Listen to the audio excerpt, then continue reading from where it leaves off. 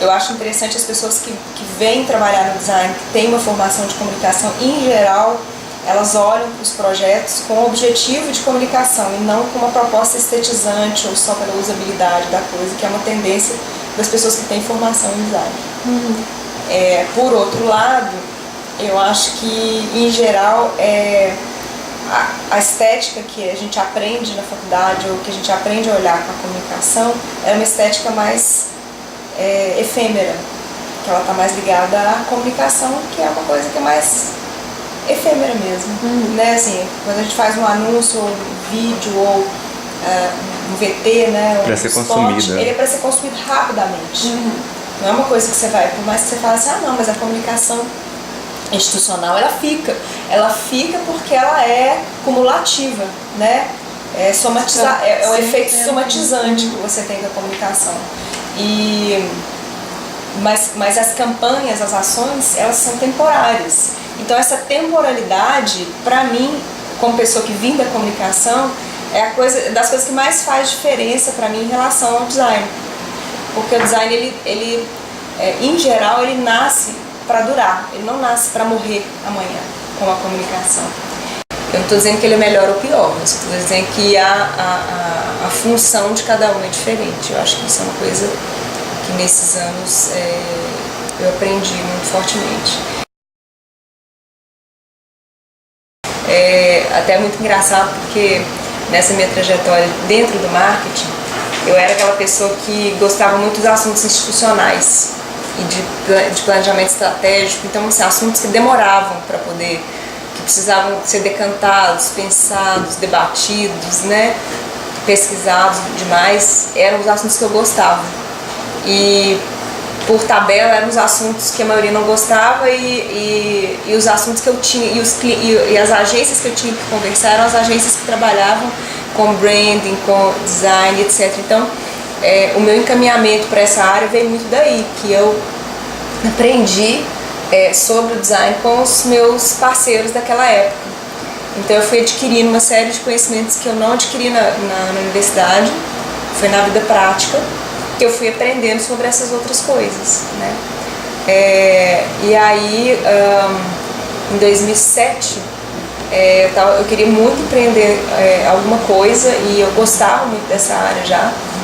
Eu quase abri uma agência de propaganda, mas aí uma pessoa conhecida me apresentou minha sócia.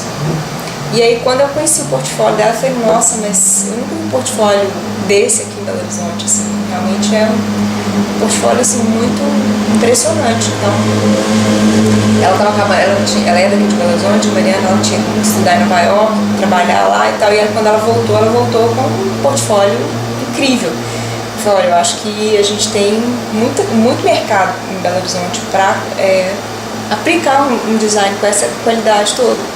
E aí a gente começou a conversar e até que a gente fez a parceria e já se vão quase 9 anos. O design é uma disciplina extremamente estratégica. E eu acho que eu não gosto da palavra globalização, não, mas acho que é inevitável não falar dela, né? Eu acho que com essa imensa possibilidade de acesso a 1000 coisas que a gente tem hoje pela internet, por marcas que chegam pra gente, que eram marcas importadas e que vêm para o nosso mercado e o nosso consumo se torna uma coisa muito sem fronteiras, eu diria que você não consegue mais consumir uma coisa, uma informação que seja, um serviço que seja, de baixa qualidade. E eu acho que a única disciplina hoje que trata dos detalhes da sua experiência de forma mais global é o design. Eu já tentei assim, montar planos para poder fazer prospecção, mas existe uma questão que eu acho que assim, quase todo serviço funciona dessa forma. Os seus relacionamentos pessoais são o primeiro ponto de partida de tudo. Então, eu acho que a diferença entre a gente e um freela, por exemplo, é só a escala.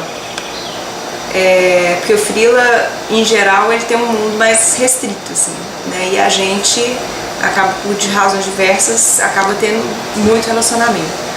Então, assim, a gente hoje tem muitos clientes que vieram por relacionamento, clientes que cresceram junto com a empresa, então são amigos que começaram a ser atendidos e estão com a gente há 9 anos. A cidade em serviço é um negócio muito engraçado. Assim, na nossa área, especificamente, existe a questão dos prêmios. Prêmio, eu aprendi ao longo do tempo que mais do que deixar a gente feliz, porque a gente fica muito feliz quando a gente ganha um prêmio, é te colocar numa posição que valida o seu trabalho. Ninguém sabe melhor do mercado do cliente do que ele próprio. A gente não acha nunca, em situação nenhuma, que a gente sabe mais do que o nosso cliente. Mas a gente acha que às vezes tem alguns clientes que estão enganados a respeito de algumas convicções que eles têm. Então a gente tenta, da forma mais técnica possível e também entendendo a psique do cliente, que a gente é meio psicólogo, tem horas, a direcionar as coisas. Então óbvio que tem sempre projetos, o cliente olha para aquilo ali, é o filho dele. E ai de você, se falar que o filho dele é ruim, feio ou qualquer outra coisa negativa. Então assim, você tem que olhar o aspecto positivo, que o cliente conecta com aquele negócio, qual é o objetivo dele e tentar ajustar aquilo da forma como você acredita. Aí entra seu papel técnico. E tem uma coisa que a gente aprendeu também com a experiência, que o jeito mais errado de você contestar um cliente ou confrontar um cliente é falar não para ele. Não, você não sabe, não é desse jeito. E aí você fala um sim falando não. Então você tenta levar o cliente por um caminho que ele vai entender, que ele vai conseguir te alcançar e concordar com você. E muitas vezes o resultado final é um resultado realmente feito a muitas mãos, não é um resultado só nosso. Até a gente brinca aqui que uma característica do nosso trabalho é envolver o cliente ao máximo, o máximo que a gente puder, para que quando a gente apresente o resultado de criação para ele fique surpreso, mas ele entenda que aquilo está adequado para a realidade dele. Não que aquilo seja uma surpresa absoluta e que vira ele um negócio de cabeça para baixo e de cabeça para cima. Quase um fluxograma, né? Você tem a primeira reunião de prospecção, você tem ou um contato virtual através que a prospecção pode gerar uma apresentação ou não. Se uma apresentação para esse credenciamento, se ela gera uma apresentação, você entra num concurso, né? Então você tem técnica e preço envolvido. Então quem tem o melhor composto das coisas e que combina com o que o cliente está esperando é que geralmente ganha.